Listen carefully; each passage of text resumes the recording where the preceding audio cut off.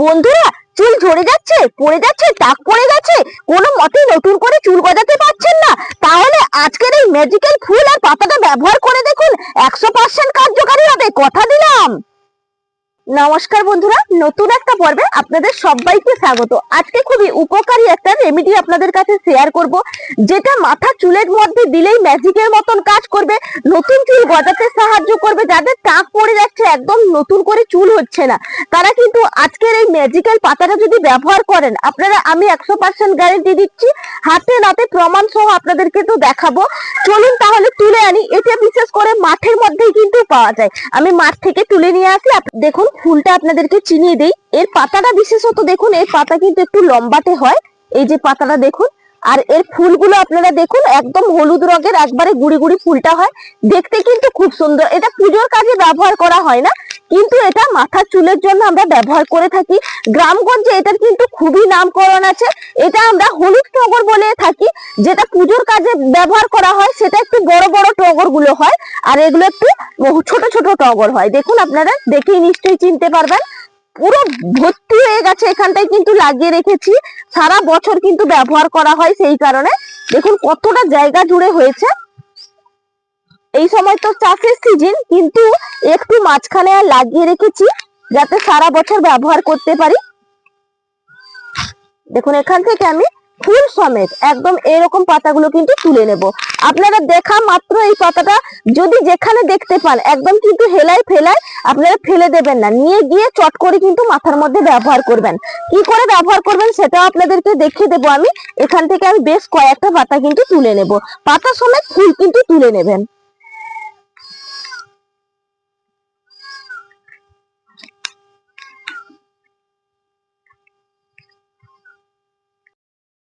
দেখুন, আমি বেশ কিছুটা নিয়ে নিয়েছি। এতগুলো হলেই কিন্তু আমার হয়ে যাবে। যে যার চুলের লেন্থ অনুযায়ী কিন্তু আপনারা নিয়ে নেবেন। দেখুন, আমি তো নিয়ে নিয়েছি। এরপর রান্নাঘরে চলে যাব। এটা কি করে ব্যবহার করব সেটা পুরোটা বন্ধুরা চোখ রাখবেন, কেউ স্কিপ করে এড়িয়ে যাবেন না।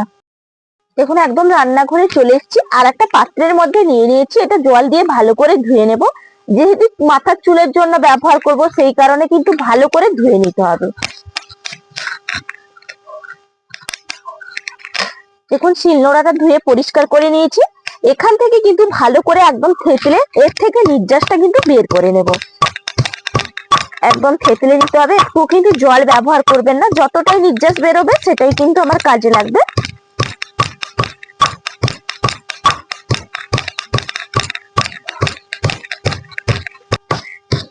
দেখুন, সুন্দর করে একদম থেতো করে নিয়েছি।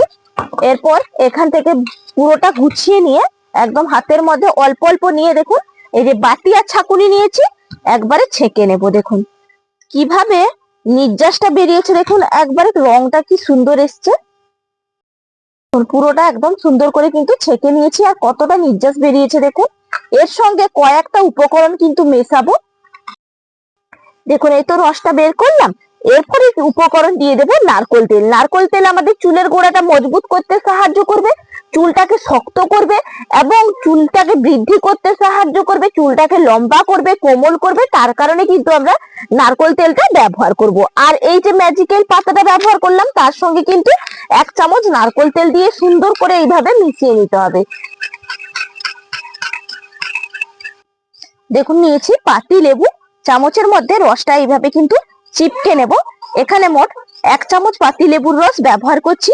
পাতি লেবুর রসটা দেওয়ার কারণ, যাদের মাথায় দেখবেন মরা চামড়া বা খুশকি হয়েছে, সেটা কিন্তু রিমুভ করতে সাহায্য করবে। তার কারণে কিন্তু আমি পাতি লেবুর রসটা ব্যবহার করলাম। এটাও সুন্দর করে একদম মিশিয়ে নিতে হবে।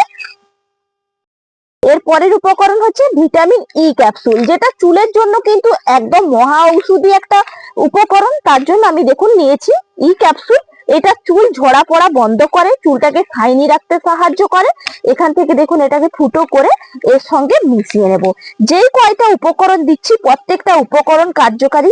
আর আজকে যে হলুদ টগরটা ব্যবহার করলাম, যেটা আমি নিজে ব্যবহার করি, সপ্তাহে 2 দিন লাগাই মাথার মধ্যে, আপনারাও এইভাবে ব্যবহার করবেন। আমি খুবই কার্যকারী হয়েছি, সেই কারণে আপনাদের কাছে ব্যবহারও করে আমি দেখাবো।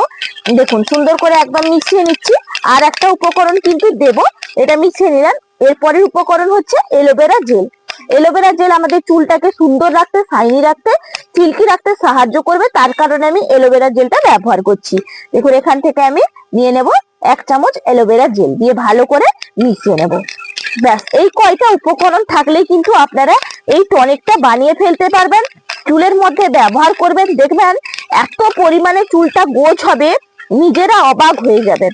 আর এই যে টগরটা না, আমাদের বাড়িতে কেন, আমরা গ্রামে প্রত্যেকেই কিন্তু ব্যবহার করে থাকি। বিশেষত এই চাষের সময় ধানের চাষ হয়, তবুও এক সাইডে কিন্তু লাগিয়ে রেখেছি, কারণ এত কার্যকারী বলে।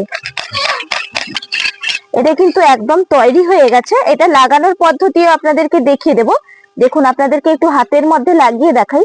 দেখুন কি সুন্দর ভাবে স্কিনের মধ্যে একদম কিন্তু লাগানো হয়ে যাচ্ছে আর অ্যাবজর্ব করে নিচ্ছে। দেখুন বন্ধুরা, এটা চুলের মধ্যে কিভাবে ব্যবহার করবেন সেটাও আপনাদেরকে দেখিয়ে দেব। আমি একটা স্প্রে বোতলের মধ্যে আমি ভরে নিচ্ছি। এটা আপনাদের 15 দিন মতো কিন্তু চলে যাবে। এটা ব্যবহারের সঠিক নিয়মটাও আপনাদেরকে বলবো, যেমন তেমন করে কিন্তু ব্যবহার করলে চলবে না, সেটা আপনাদেরকে ব্যবহারটা আমি দেখিয়ে দিচ্ছি, দাঁড়ান। দেখুন যখন মাথার মধ্যে ব্যবহার করবেন, কিভাবে ব্যবহার করবেন, দেখুন প্রথমে তো সিরামটা ভরে নিলাম, এরপর এইভাবে কিন্তু একটু ঝাঁকুনি দিয়ে দেবেন। আর মাথাটা মধ্যে যখন ব্যবহার করবেন, একদম শুকনো চুলে কিন্তু ব্যবহার করা এটা যাবে না। আপনাদেরকে ব্যবহার করতে হবে, মাথাটা তো ধুয়ে এলেন শ্যাম্পু করে আসার পরে, আধা আধা শুকনো থাকবে, সেই অবস্থায় কিন্তু এই সিরামটা ব্যবহার করতে হবে। আমার তো এখন শুকনো চুল, সেই কারণে আমি ব্যবহার করে দেখাচ্ছি না, আপনাদেরকে হাতের মধ্যে ব্যবহার করে দেখিয়েছি। একটু মাথাটা ধোয়ার পরে যে আধো আধো শুকনোটা থাকে, সেই সময় কিন্তু এই সিরামটা ব্যবহার করতে হবে, তাতে কার্যকারী বেশি হবে। আপনারা করে 1 সপ্তাহ দেখুন, তারপরে আমাকে কমেন্ট করে জানাবেন যে আপনারা কতটা উপকার পেয়েছেন। আশা করি উপকার পাবেন। উপকার পেলে আমাকে কিন্তু কমেন্ট করে জানাতে ভুলবেন না।